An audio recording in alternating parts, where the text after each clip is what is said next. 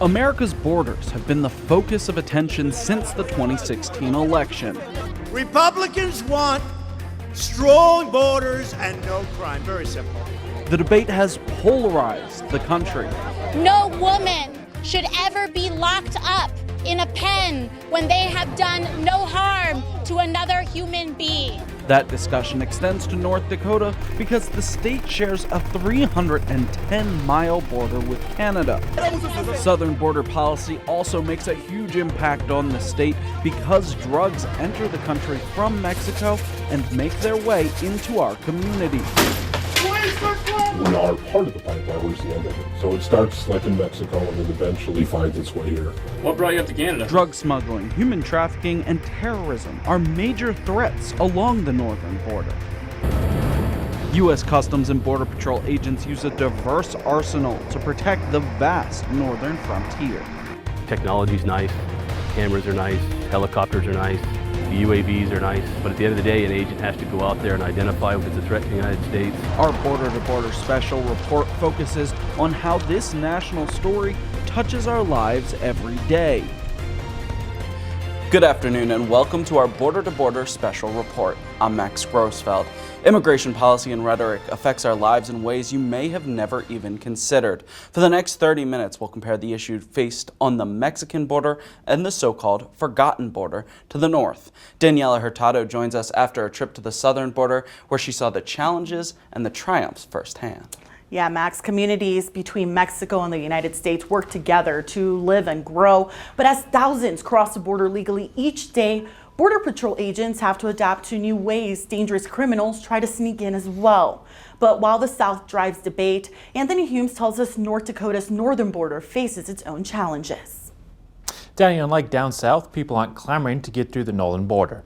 Most of the state's crossings are far from big cities. Instead, they're in the middle of long stretches of farmland and lakes. Agents use technology and a little help from neighbors to keep the country safe. I wanted to express as much as anything that their burden is ours today. And that to the degree that you can share a burden like this, we're sharing it. And then we'll react. We'll respond in whatever way is appropriate, in whatever way we can. In November, 9 U.S. citizens were massacred in Mexico. Family members of the victims say they have direct ties to North Dakota. This is for the record. Nita and 4 of my grandchildren are burnt and shot up. 3 families, 9 women and children dead, and 8 survivors. We found out that Nita and her 4 kids were dead inside that vehicle that had exploded from all the gunshots. And there were still 2 missing vehicles. I mean, essentially it was 3 women and their children. Families in shock to find out their loved ones were murdered. You know, we wake up this morning and wonder if it was all a nightmare. All 3 families with ties to North Dakota. Ronita Miller and 4 of her children killed lived in North Dakota for several years. Her husband currently works in Williston. I was able to be with Ronita's family when it first happened and see how amazing and strong and faithful they are. Of course, they're all just heartbroken and can't believe that this is actually real, that something like this could happen to our family and to be so tragic. Christina Langford Johnson also died from the shootout. Her 7-month-old survived. Family members say they found the baby in her car seat on the floor uninjured. Christina was headed to meet her husband, Tyler. Tyler went down there to pick her up. He left about a week ago. He was up here working. And he was over in the town where she was going to meet him, and they were going to drive back up here. Donna Langford and 2 of her children were also killed. Her oldest sons live in North Dakota. Dozens are mourning the 9 lost and wondering why this happened to their loved ones. I just go down there for vacations when I can to visit, or lately it seems like we just go down for tragedies. And Max, the government says nearly 30 U.S. citizens have been killed in Mexico between the beginning of the year and June. The State Department doesn't have numbers from the last 5 months, though. Well, here in North Dakota, the Williston community came together to mourn their friends and their neighbors.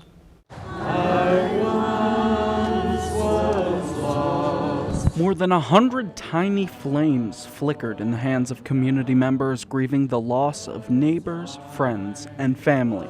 My faith in God is that He has us in His hands, and He could have stopped it if He wanted to. And for whatever reason, He let innocent women and kids come to see Him, and they're safe. They're safe with Him, and we're the ones that are left behind to learn something from this. Friends of the Langfords and Millers knew that area in Mexico could be dangerous, but they never imagined they'd fall victim to a mass shooting involving women and children. They traveled in a group, and that's how it always was when women and children were lead. They would travel in a group for a sense of security. But apparently, in this instance, traveling in a group didn't help. More than 50 extended family members of the victims who have ties to a breakaway sect of the Mormon faith live in Williston. These mothers gave their lives for their children. They were protecting their children. This gathering came together because of a post on a Facebook page. Many who attended the service had no direct connection to the victims from Williston, but felt compelled to show support for the innocent lives lost. While Williston comes together to mourn, few issues highlight the political divide like the immigration debate. Republicans accuse the left of encouraging lawlessness through so-called open borders. Meanwhile, Democrats accuse the right of heartlessness as migrants are separated from their families. Democrats want open borders, and crime happens automatically when you have those open borders. It is a false notion. The idea that we have to choose between people is a false notion. From border to border and sector to sector, issues customs officers and border agents are seeing similar issues like drugs, human trafficking, child sex crimes, smuggling, firearms or cash, to illegal immigration. Everyone assigned to protect America's borders, along with Canada and Mexico, start and train at the southern border first. Danny, what makes the southern border so difficult to patrol? The southern border agents patrol half of the area the north does, Max, and in the 2,000 miles they protect, agents deal with thousands of undocumented people and narcotics daily. They're always busy and seeking more manpower to protect the border.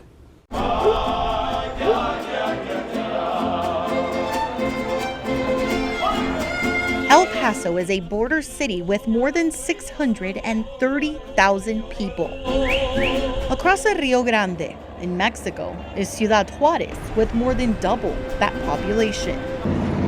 Both towns and countries divided by a steel fence. It's a community that many a times when you're interviewing them, they don't see the separation of one or the other. Before the Secure Fence Act of 2006, all we had dividing the two countries was a barbed wire fence in this area. Border agents were on the fence about the barrier because it wasn't stopping criminal organizations in Mexico from coming over. You're not going to have those vehicles driving across just because that steel barrier actually goes down into the ground quite a few feet with concrete and the steel. So, I mean, even if you ram it going full speed with a heavy-duty truck, you're not going to do anything to it. These 18-foot steel barriers are designed to keep criminals, narcotics, and illegal immigration out. They just called out bodies by the pump house. But even then, barriers were broken. Once you defeat whatever fencing is there, it's a mad dash across that highway and you're in the neighborhood. That's exactly what this 18-foot steel wall gives us. It gives us time. Undocumented people finding a passageway. As soon as they see an opening, they're going to go for it. Cuffed after traveling from Ecuador. The gate was open because the construction crews were going in and out. He moved away for a second and they exploded that little window. Their story is similar to thousands who have tried to cross the southern border. A lot of these people coming in from Central America, through Mexico, they're crossing an entire country. They were not very prepared for it. The federal government says the influx of illegal crossings has decreased in the past few months. Part of it is just the cooperation that the U.S. government has been having with Mexico. Mexican officials are now guarding both of their borders. By the numbers, the El Paso sector had more than 38,000 apprehensions in May. In August, it dropped to a little more than 8,000. For perspective, there were 32,000 apprehensions in the area in all of 2018's fiscal year. That ripple effect has actually begun at that end where they've managed to kind of slow down the entries allowing whatever was already on its way here to kind of simmer itself and kind of trickle in as we see, and not see that overwhelming amount of people coming in. CBP says they've detained an overwhelming 152,000 people in the El Paso sector this year. Currently what we're seeing is the entry of family units, unaccompanied children. And that's the part that's a little bit overwhelming because it's a demographic that we were never really prepared for. Some agents credit that to law changes under Flores versus Reno. Minors can't be held more than 20 days. And since 2017, neither can their parents or guardians. Look at the footprints. That has been kind of exploited to a certain degree, and they've used this as a method of coming here thinking that they're going to be released after a certain period of time. Large crowds creating a bottleneck effect. Tents that we had to erect, we were trying to get people out of the sun and put them under bridges. Temporary holding facilities with limited resources, having to house thousands. In the meantime, we had to hold them till we had the ability to turn them over to someone where it was more of a detention area or more of a long-term facility that could properly house the family units and unaccompanied children. Many in this border city say those people are coming to find work and a better life. Vienen con la necesidad de buscar una vida mejor, que Estados Unidos les dé una oportunidad. They live with the necessity to look for a better life, hoping the United States will give them the opportunity to work here. These people have the will and need to work, but don't get the opportunity to do so. I wish they gave that to them because this country is for immigrants. It's always been a country for immigrants. Agents say many taking extreme measures to get over the border, like climbing homemade rope ladders, often have criminal backgrounds. This fiscal year, CBP numbers show 15,000 undocumented immigrants were prosecuted with links to criminal organizations, previous deportations, or both. Whoever's making those attempts is not going to be your regular person coming into work. For the most part, those people, they paid somebody money, they want to get back into the U.S., and a lot of the times they already have those criminal convictions, and it's those people that are really coming into the U.S. and possibly do harm. Cameras, manpower, and the wall are a part of a three-pronged approach to safeguard national security. Behind me, construction continues of the new wall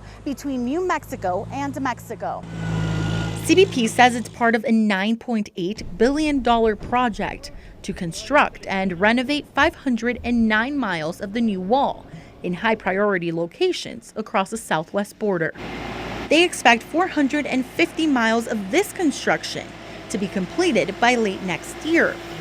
Prior to renovations, people like EDMUNDO ESTRADA crossed illegally. Me crucé muy joven y tuve la experiencia de pasar. I crossed when I was young. I had good and bad experiences. I'm appreciative of this country for giving me the opportunities I have now because I crossed illegally. I was undocumented. Eventually, Estrada got his green card. Y duré trabajando y trabajando y trabajando y estudiando. I worked and studied. Today, I'm very grateful to the United States because I'm a U.S. citizen now. I became a citizen in 1999. He says not all who immigrate illegally are criminals. Many are simply trying to work to survive.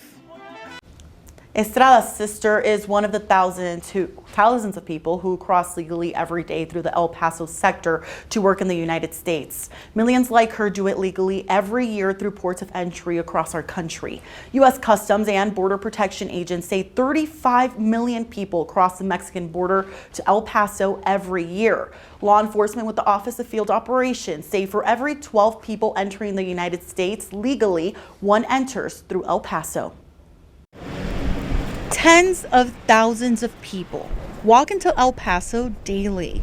I come and work here, and I spend my money there, where my family lives, because it goes a longer way there. Sarai Estrada was born in El Paso but lives in Mexico with her family. Her daily commute is long. I have to grab 2 different buses. The first one is usually 15 minutes. The second is about 45. I get here at around 8:45. Sometimes there's a long line when I get here. Other times there's no one. She's not alone. Thousands endure a similar difficult commute. I have a sister that crosses the border daily. She's a psychologist and comes here to see patients in El Paso. A sea of people flow in on foot and behind the wheel. There are times they are in line for a very long time. But even then, they still come and go as if they were living there. The El Paso Port of Entry officers process more than 32,000 vehicles a day. The commuter visa here, but that one entitles you to come and visit, come and shop. You can even come and attend meetings, business meetings, as long as you're not coming into the U.S. to live. This is one of 4 port of entries here in El Paso where thousands of people cross into the United States legally every day. At these passageways, people must pass through 3 layers of enforcement, beginning with an ID scanner system. This really expedites our process. It helps with our security. It helps us identify people immediately. Next, officers question the visitors. Finally, much like an airport, officers do random searches and target the suspicious. I check the entire engine. Anything out of the ordinary, I start checking. CBP officers say this is an effort to keep narcotics, weapons, and trafficking away from the border. El Pasoans say it's a city of hope, filled with hardworking people from both sides of the 18-foot wall. Some of those immigrants who cross the border continue their journey another 1,300 miles to the Bakken oil fields in search of the American dream. The promise oil brings knows no language. Junior Valle came to Williston 7 years ago. I left home when I was 14, so I had to learn to provide for myself.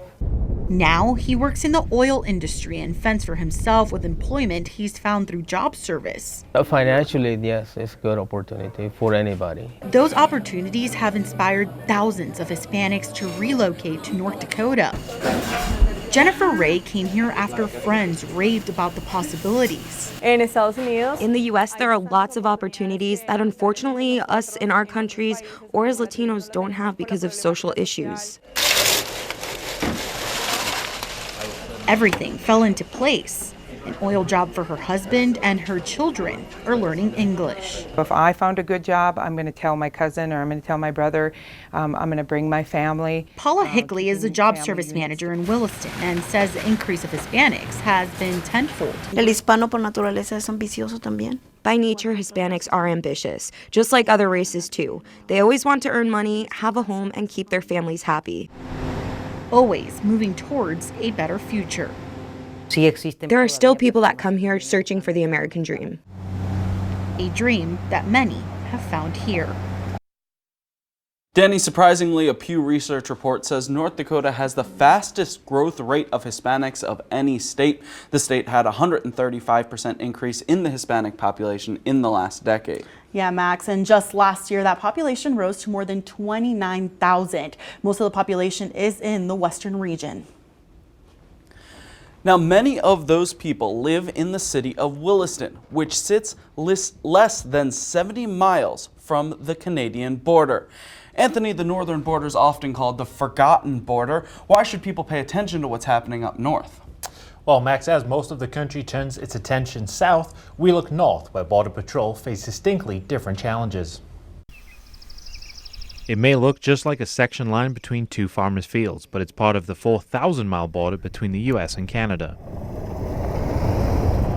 This 100-mile stretch is being protected by patrol agent in charge Eric Kuhn and his team.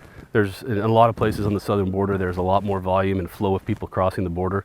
Here, it's much more isolated in smaller groups. The amount of traffic entering from the north is just one of the differences Kuhn says he sees. The terrain and weather conditions, especially in North Dakota, make it hard at times for agents to patrol. It's a two-way street. If it's hard for us to get there, it's hard for somebody to get away from the border, but the weather can definitely impact our operations. With the U.S.-Mexico border spanning 2,000 miles, patrolling a border twice the size requires help from local residents and local law enforcement. Sometimes we give them a call and let them know what's going on and stuff. They come out, take care of everything. With such a large area to cover, the agents on the ground can always use help from the skies. We'll provide that air support to track a suspect, to look for a missing person, to provide whatever it is that task force needs in order to be successful. Air and marine operations use a number of different aircrafts, including helicopters and drones. We're able to fly this for roughly a day at a time for endurance. Gives us one of the state-of-the-art camera systems, a gyro-stabilized camera with a great infrared capability, as well as the daytime and low light technology. People trying to enter the country illegally or smuggle drugs and other contraband into the country don't just try to come between the legal ports of entries. They also attempt to sneak drugs, people, and child pornography past agents. Where are you headed to?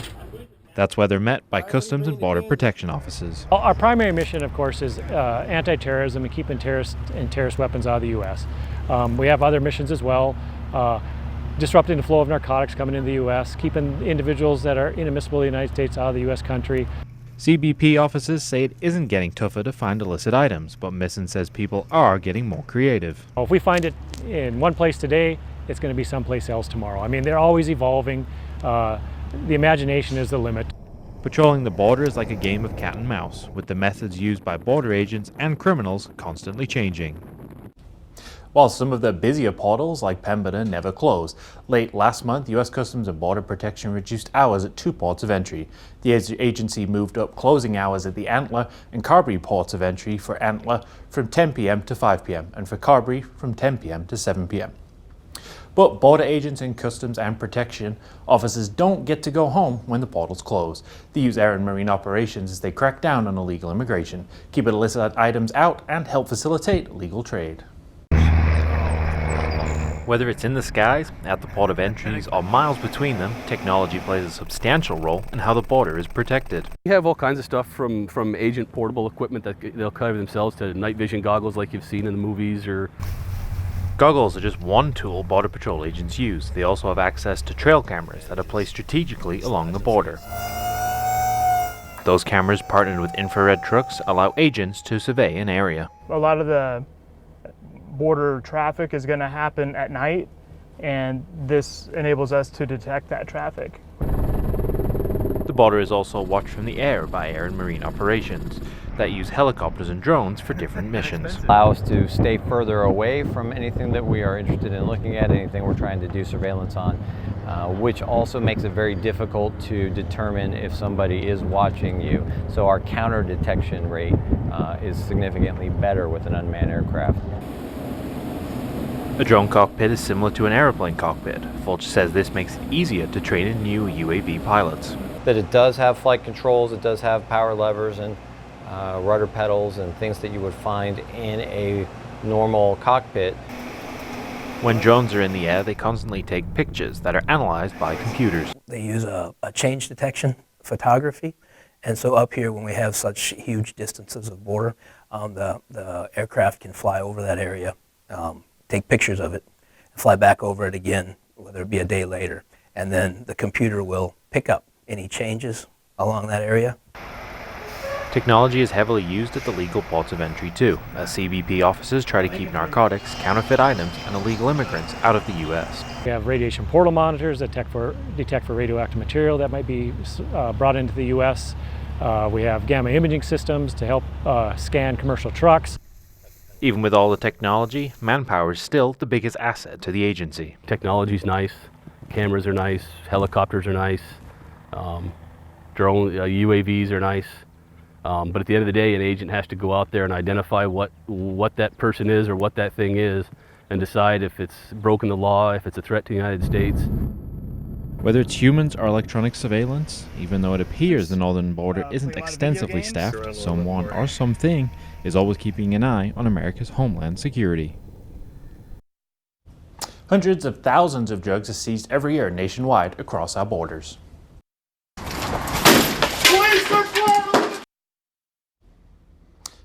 Organizations are getting smarter and drugs are still making it into the United States. Danny, how many drugs were found at ports of entry across the country in the last year? Well, Anthony, the Office of Field Operations has found nearly half a million pounds of drugs, and Border Patrol agents have confiscated nearly 300,000 pounds of narcotics. Those drugs include cocaine, heroin, marijuana, and methamphetamine and fentanyl. That can be hidden. Normally stuff that we can't see on the primary inspection. When we send it into secondary inspection is when we do the full detailed. Stopping drug trafficking is like finding a needle in a haystack. Narcotic seizures are made every day. anywhere from personal use, and we mean just a few ounces, to pounds. Multiple pounds of meth. Drugs smuggled across the border are distributed throughout the United States. We are part of the pipeline, we're just the end of it. So it starts like in Mexico and then eventually finds its way here. Criminal organizations like the gang La Línea making a footprint across the El Paso sector. Whether it be smuggling of people, trafficking of people, narcotics, hard drugs, it's all tied to the same criminal organization. Nothing happens along the border without the criminal organization being involved. Their MO constantly shifts. Narcotics aren't only found in vehicles, but also within the merchandise. Or they try to hide stuff in there as well. We see it taped to the people, you know, in their bodies, pedestrians coming across. All the area on the Mexican side, I mean, it's controlled by criminal organizations. A lot of them are generations of smugglers. Smugglers go to lengths to hide their cargo so it goes under the noses of law enforcement. The El Paso sector sees hides often. Marijuana in rims and within the floorboard of cars. Drugs within car bumpers and meth packaged in homemade wheels. Some areas are easier targets for the cartels, where there's only desert for miles. We're always being observed.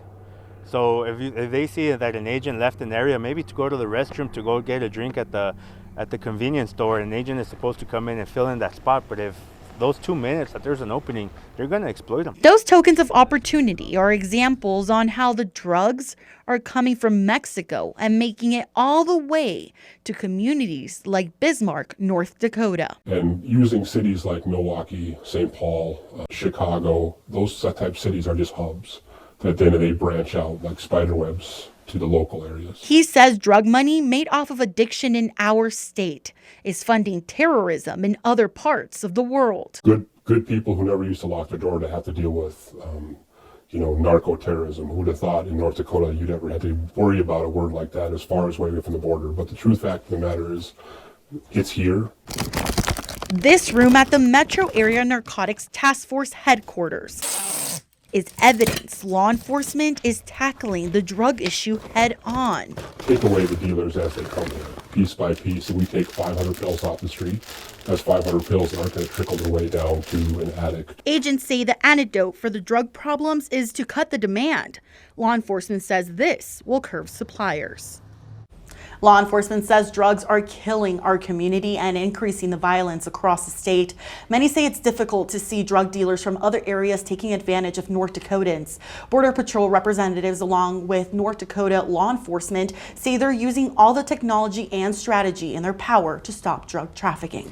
Well, Danny, while the busier border may be further away, it's clear both have a major impact on us here in North Dakota. Yeah, that's right. And it's easy to forget how border agents up north have to stay just as vigilant as their counterparts down south to keep our communities safe. And as southern border issues continue to be controversial across the country, narco trafficking is impacting us all right here in our state. It's a balancing act between making sure the United States continues to be a land of opportunity and keeping people safe. Thank you for watching. Good night.